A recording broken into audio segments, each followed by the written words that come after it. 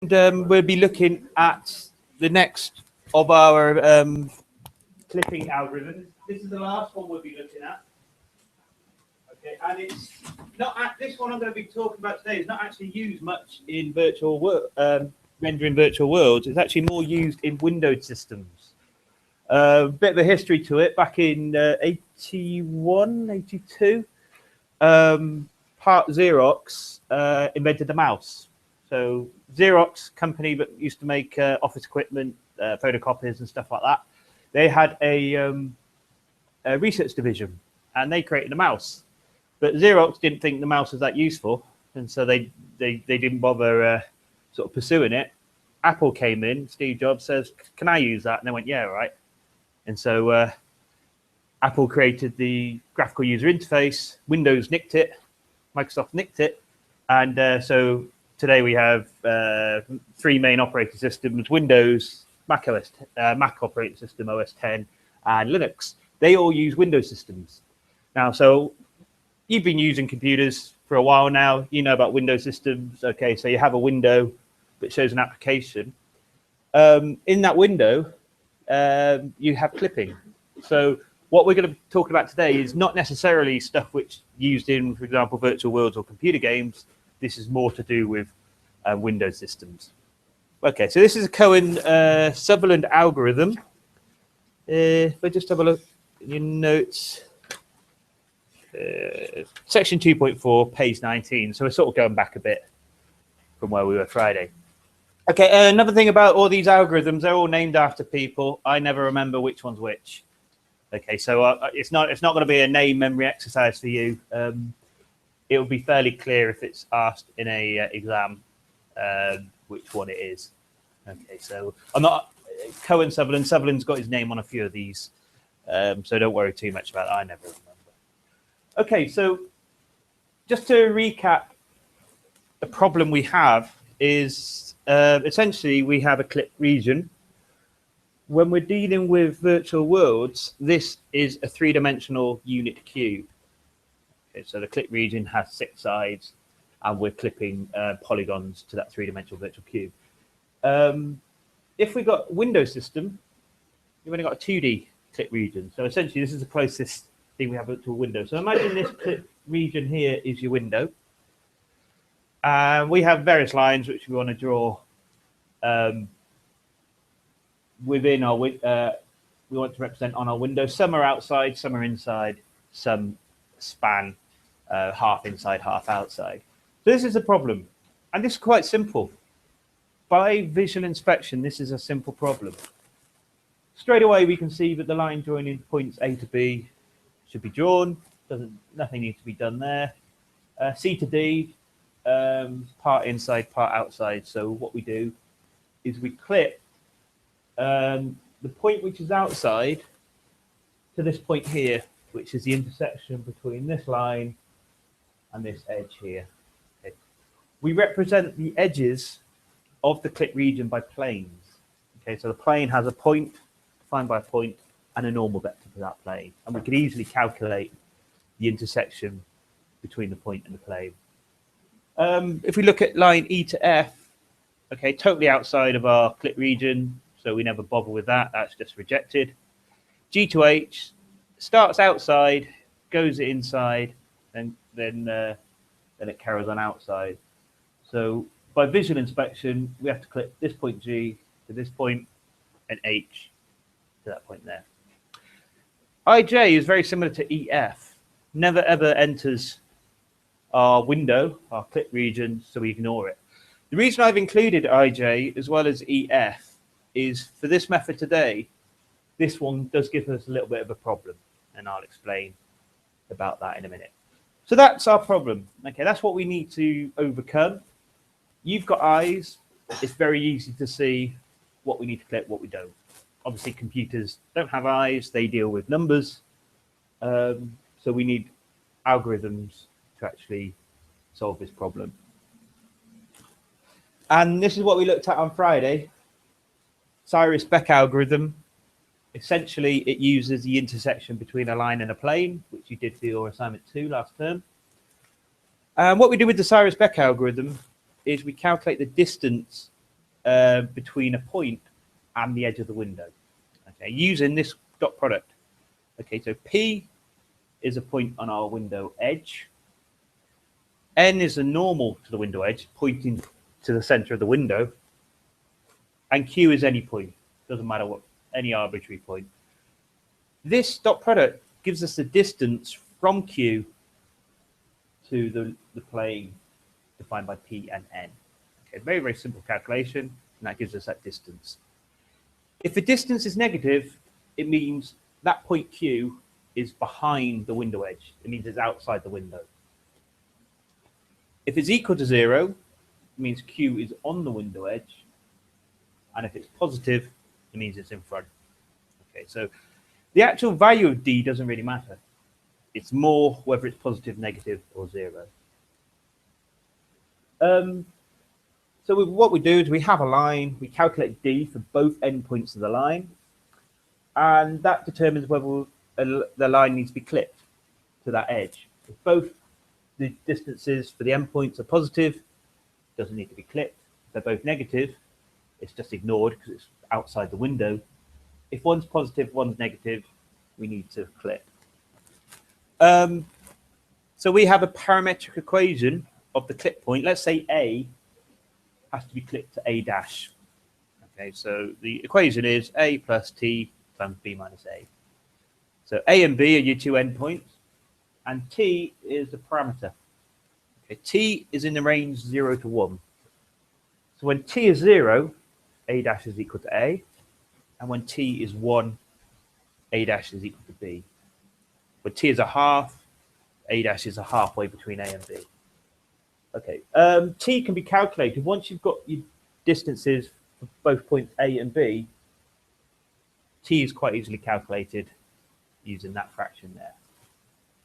Okay, so that's the Cyrus-Beck method. Calculate dA and dB. Use the signs to determine whether we need to clip. If we do, calculate T and then clip. So it's quite simple intersection between a line and a plane problem. Okay, we're going to use that method in a minute, but we're also going to combine it with another method which actually tells us how or when we need clipping. So rather than using the distances, rather than calculating that distance calculation, we're going to use binary numbers. Okay, we're going to use a binary operation to determine clipping. So what I thought I'd do is just have a couple of slides sort of teaching you to suck eggs again, or teaching your granny to suck eggs. We're going to just talk about a couple of number systems. Now we deal, well, most of the time we deal in base 10 numbers. We've got 10 fingers and thumbs. So base 10 is what counting systems, that's what we use. Not all counting systems were base 10, but ancient Babylonians used a counting system base 12. Well, actually it was base 60, but they used 12 knuckles in the fingers of one hand times 5 fingers of the other. So hence why we have 12 hours, 24 hours in a day, 12 hours, degrees, 360 degrees in a circle, nice base 60 number. Okay, so the numbers you're used to working in, base 10. And I just want you to just consider what a base 10 number is for the time being. So I've written down the number 1234. So that's 1,234. And what we could do is we can split 1,234 into the sum of its parts. Okay, so the smallest part is a unit, so we've got 4 lots of them. We've got 3 tens, 2 hundreds, and 1,000.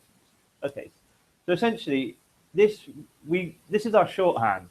This is how we write numbers in a shorthand version. 1, 2, 3, 4, 1,234. This is what it actually means. Okay, we have 10 symbols to represent our numbers, 0 to 9. Combinations of those symbols are used to express our numbers. And the key thing is, it's the position of the symbol in the number that determines its value. So if you've got 4 units, okay, we have a base 10 number. So that's the same as saying 4 times 10 to the power 0. Anything to the power 0 is 1, so that's like 4 times 1. Okay, the 3 tens, that's saying 3 times 10 to the power 1. 2 hundreds, 2 times 10 to the power 2. 1,000 is 1 times 10 to the 3. Is the base number always expressed by base 10? Not necessarily. Depends what counting system we're using. We could have base 2, which is binary, base 8, octal. What is expressed by base 10? Because it's base 2, so we're using the 10 system to express. Yeah. Oh, I see what you mean. Do you mean this little notation here? Yeah. Only when we start messing about with bases do we put that in. You always, pretty much most of the time, assume you're in base 10. Okay, it should be obvious. If it isn't obvious what base you're in, that's when we write this little subscript here. Okay, that just denotes what base you're in. Yeah, so I mean, if you're in hexadecimal, okay, we got the 9. Sorry, we got the 10 symbols 0 to 9. If hexadecimal is base 16, we use quite a lot of computing. So what we do is we borrow from letters.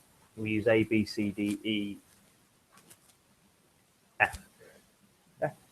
Yes, yes. So we borrow 6 letters from the alphabet and the numbers combined together to give us our hexadecimal number system. Okay, so these are base 10 numbers, kind of like teaching you how to count again, really, tens, units, etc. One thing to notice is it's the power of the base on the far right hand side is 0, and we add 1 to the power as we go up the digits. So the number on the far right carries the least value. So that's units, tens, hundreds, thousands. That's just convention. We could have done it the other way. Okay, I think this comes from pretty much an Arabic number system. There are other cultures, ancient cultures, which counted them the other way. So the value on the far left was the least, carried the least value. It's just the way we do it. It's just convention. There's nothing mathematical in it. It's just the way we write it. Okay, that's base 10. And the reason I was going over that is because the Cohen-Sutherland algorithm uses binary numbers. Okay, binary numbers, essentially what computers, what your phones, etc. That's how a processor works. Okay, there's wires in deep inside the computer. There's wires that either carry a current or they don't. So they're either 0 or 1, and you had various gates. And if you're interested in that, that's a whole new subject of computer science. But essentially, computers work in binary. Okay. All right, when you're working out your MATLAB, you're doing your real numbers, the computer's actually converting from what you see on the screen, the real numbers, it's converting that to binary. Doing all the calculations in binary, then converting back to your floating point real numbers. Okay, binary numbers are base 2 numbers. Okay, so instead of base 10, which we mostly use for counting, computers use base 2. And therefore only 2 symbols are required. And we use 0 and 1. And like our base 10 system, the position of the digit in the binary number carries a value. Now the digit on the far right hand side, so I've got the binary number 111. And we know it's binary because I've got a subscript 2 there. Okay, so that's base 2. The digit on the far right is, well, here I have the value that is the digit is 1, so I've got 1 times 2 to the power 0. 2 to the power 0 is the value of 1, so that is my units digit. The next digit over to the left, okay, is our 2 digit, our 2's digit. So with base 10, you got units, tens, hundreds. With binary, you got units, 2's, 4's, 8's.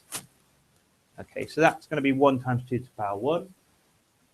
And the digit here on the left, which is 1, is 1 times 2 to the 2.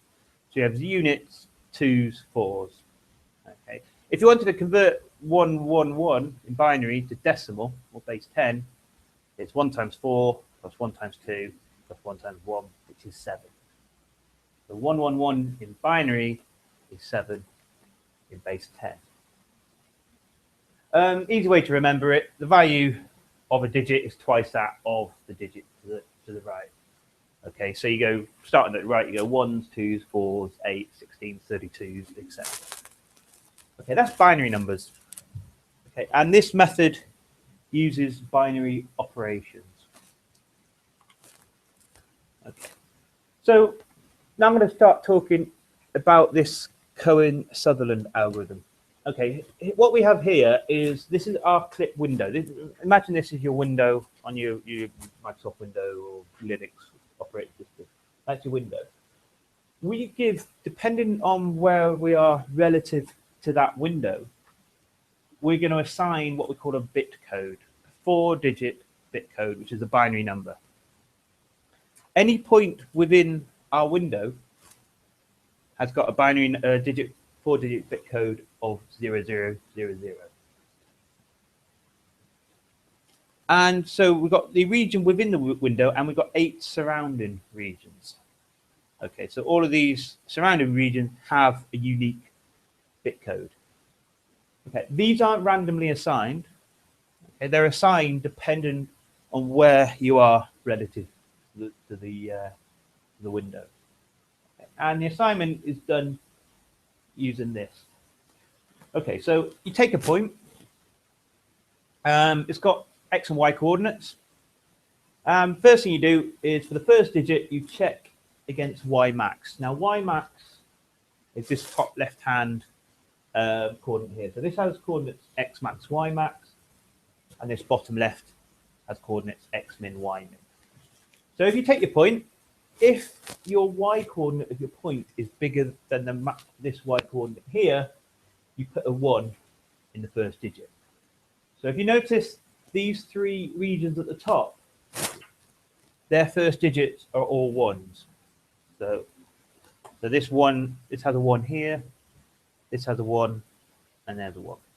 Okay, that's the first digit. The second digit is whether is Y less than Y min. So is it beneath our window? If it is, we put a 1 in the second digit.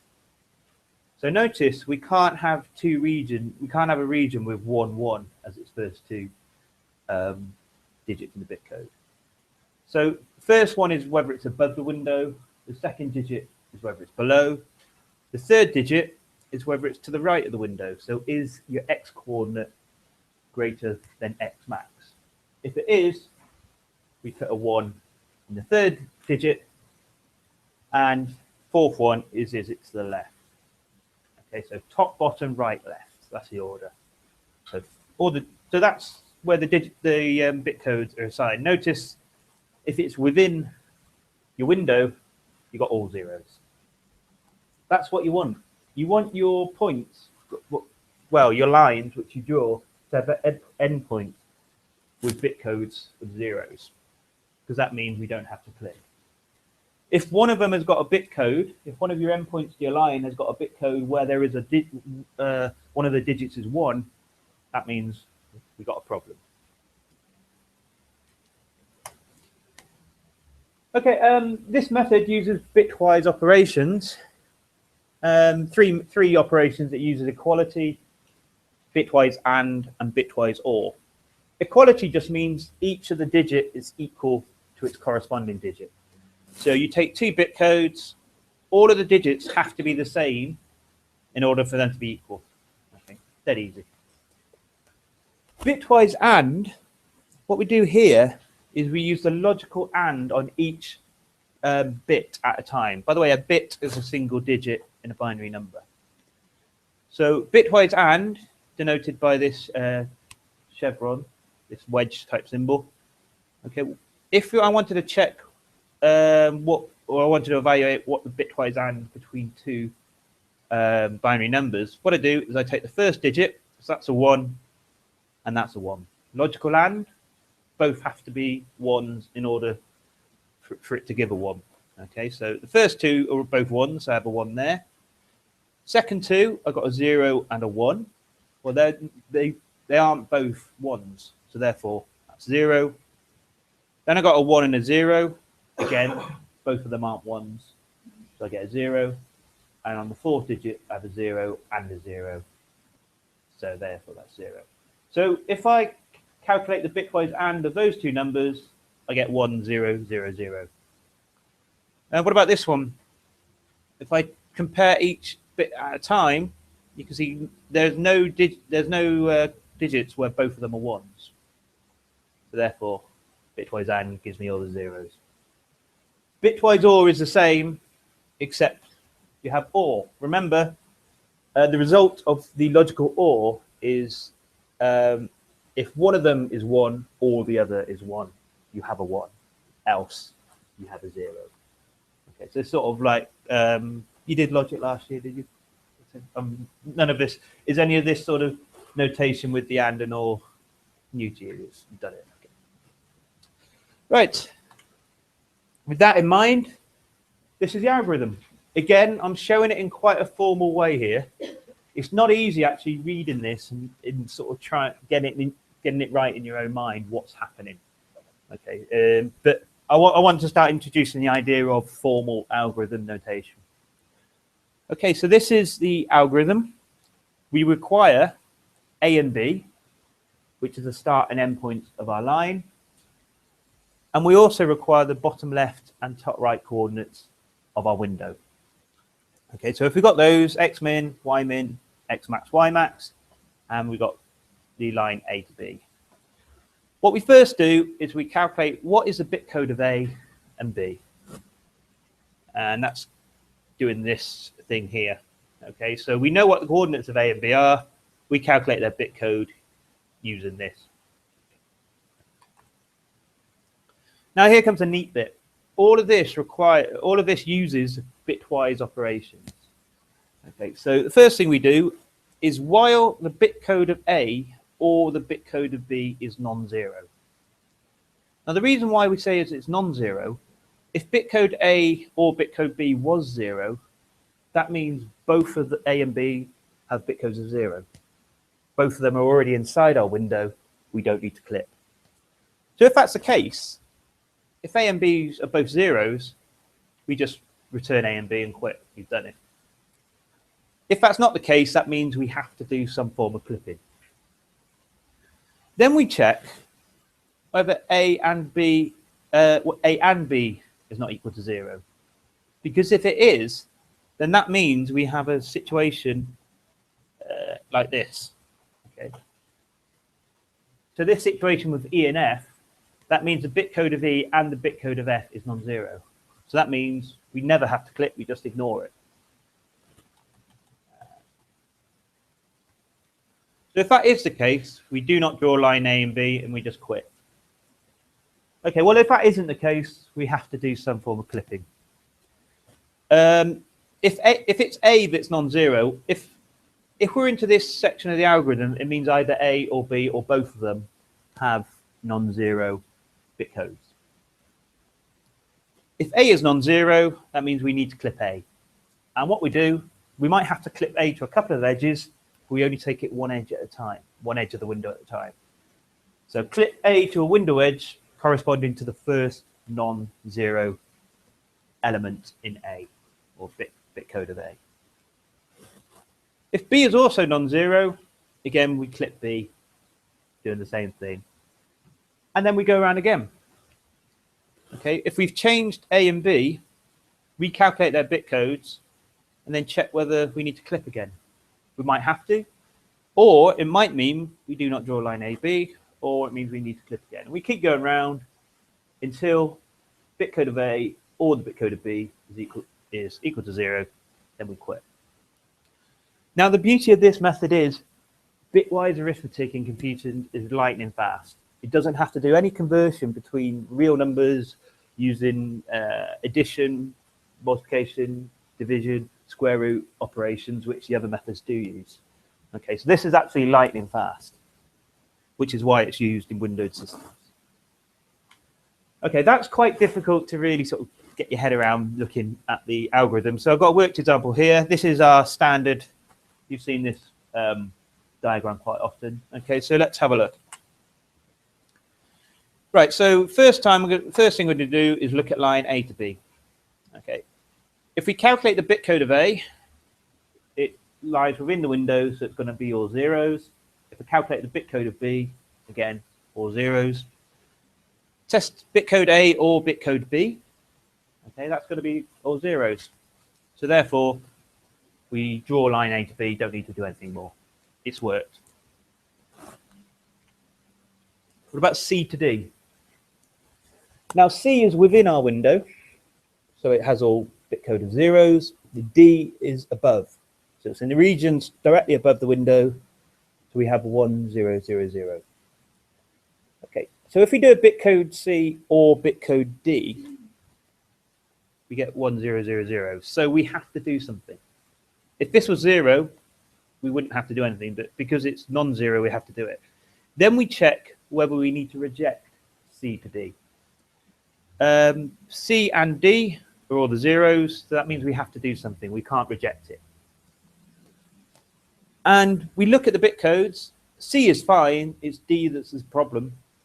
So D has a bit code in the first digit. That means it needs to be clipped to the top edge. Okay, so we clip bit code D to D dash. That is now within the window. Calculate the OR operation again. It's all zeros, so therefore we return C to D dash. E to F. E is to the left, so we got a 1 in the fourth location digit. F is to the upper left, so we have a 1 in the first digit and in the last digit. Okay. E or F gives us non-zero, so we got a problem. We have to do something. E and F gives us non-zero. That makes it easy. Because E and F is non-zero, we just reject it. Okay, and as we can see from visual inspection, that's the correct result. G to H, slightly more complicated. G is beneath, H is to the right. Okay, so those are the bit codes there. G or H gives us non-zero, means we have to do something. G and H gives us all zeros. So this means, even though both of them have non-zero elements in their bit code, we think it still enters our window. So clip G to the bottom edge because the second digit is non-zero. Clip H to the right edge because the third digit is non-zero. Remember, it goes top, bottom, left, top, bottom, right, left. Okay, once we've done that, both have bit codes of 0, and then we could draw it. Now, I to J is a funny one, really. By visual inspection, I to J never enters our window. It should be easy. But if we apply the Cohen-Sutherland method, okay, bitcode I or bitcode J gives us non-zero. Bitcode I and bitcode J gives us all the zeros, which is a bit of an odd result because we can see it never enters our clip window. But we'll carry on, nevertheless. Now, I has a 1 in the second element, so that means we clip I to the right-hand edge. Now, just notice I've labelled these the wrong way around. Okay, that J should be labelled I dash. I don't know whether it's like that in your. Yes, I've labelled it wrong there. Sorry about that. So if you could just make that change here. Oh, sorry, no, tell a lie. Oh no, it is correct. Sorry, my fault. Okay, I is beneath. Okay, so the bit code for I is a 1 in the second digit. The second digit relates to the bottom edge. So I is clipped to this bottom edge, this point here. Okay, it is correct in the note, by the way. J has a 1 in the third digit. Third digit means it's to the right, so we should clip J to this right-hand edge. And then for J is clipped to here. Calculate their new bit codes. Okay, well, I dash is now this, J dash is now this. If we go through the whole method again, we get identical results. So what will then happen is I dash will be clipped to the right-hand edge to this point, and J dash here will be clipped to the bottom edge, which is this point. They're just going to keep cycling between the two. So we've got an infinite loop here. So it's just going to keep going forever and ever and ever. So what happens there is if we get into that sort of scenario where we keep cycling between the two, we just quit. Okay, we say, all right, we've got to call it a day there. Okay, so therefore we reject the line I to j. So I to j did cause us a little bit of a problem, so we have to adapt our method accordingly. Okay, so that's Cohen-Sutherland. In a minute, I'm going to get you doing, for about 10 or 15 minutes, I'm going to get you doing a bit of this for yourself. I'm just going to talk about advantages and disadvantages. Okay, it may look complicated. It's using binary numbers, which we're not massively familiar with. But binary arithmetic is very quick for a computer to evaluate. That's how computers think. That's how they do the calculations. When you use them to calculate whatever you're doing, it's converting from base 10, which you're using, to binary, doing the calculations in binary, then converting back. So if you just avoid the need to convert, it's a lot quicker. It can determine which lines require clipping and which are rejected without having to calculate dot products that use the floating point operation. And it's using graphical user interfaces, Windows, Mac OS, etc. Disadvantages is it's only useful when clip regions are parallel to the X, Y, and Z axes. So with the Cyrus-Beck, which we looked at, we can have a clip region which can be any shape, an arbitrary shape, as long as it's convex. The disadvantage of this, it can only be used for when things are parallel. Right, okay, so that's what I wanted to cover today. I'm just going to stop